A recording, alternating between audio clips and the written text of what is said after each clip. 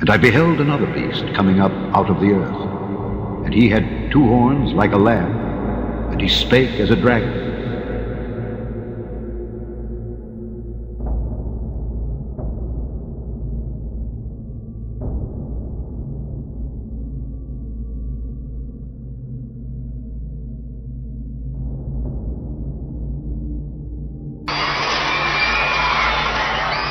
Applause rings through St. Peter's Square as Pope Francis prepares to deliver his first Christmas message as the leader of the Roman Catholic Church.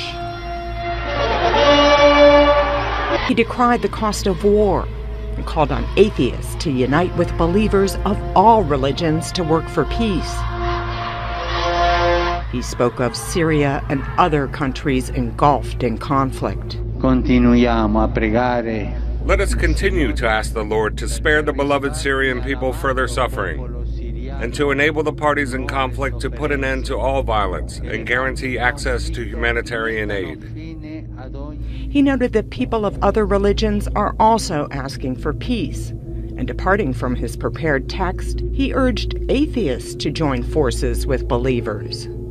I invite even non-believers to desire peace. Join us with your desire, a desire that widens the heart.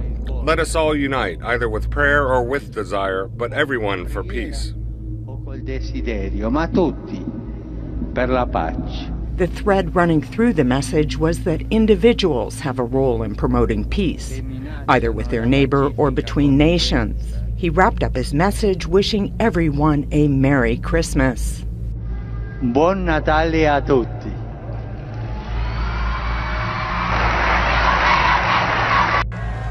They come in their thousands to touch the Pope's hand, to capture his image, or simply to say they were there. Pope Francis has answered a need in people and changed the face of his church. Church need to change, need to stay with his faith in a new way. We cannot imagine a Pope like a king in the throne. Now we have to imagine a Pope of the people. But this Pope now have come to the people to show them that the Pope, the Church and the people are the same thing. We are all the same. There seems to be a sincere effort to bring people back into the Church instead of simply pushing away those who don't conform to a certain set of standards. The enchantment with Pope Francis can't be measured in numbers alone. He also inspires a deeper commitment to Roman Catholicism. People who were drifting away from the Church believe that Pope Francis is different, that he intends far-reaching change, and that he can retell the Christian message in a way that's intelligible even in a secular society.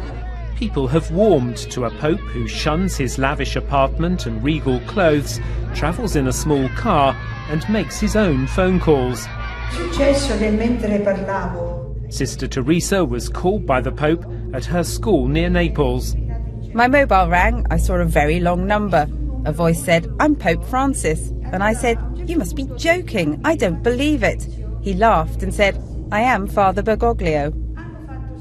The Pope had called to bless Sister Teresa's part in a campaign against the dumping of toxic waste by the mafia, which she says has killed hundreds of people. He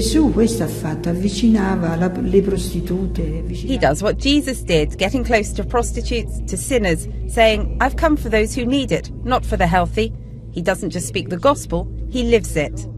The leader of an embattled Iraqi church says even Muslims who regard Christianity as a failure have been impressed by the example set by the Pope. He's not speaking about dogmas.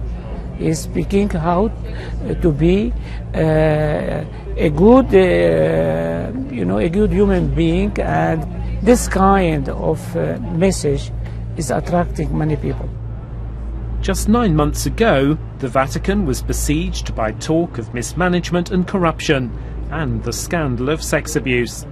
The dominant narrative about the Catholic Church today is rock star Pope takes the world by storm. Francis has utterly changed the conversation about the Catholic Church and has given it a new lease on life.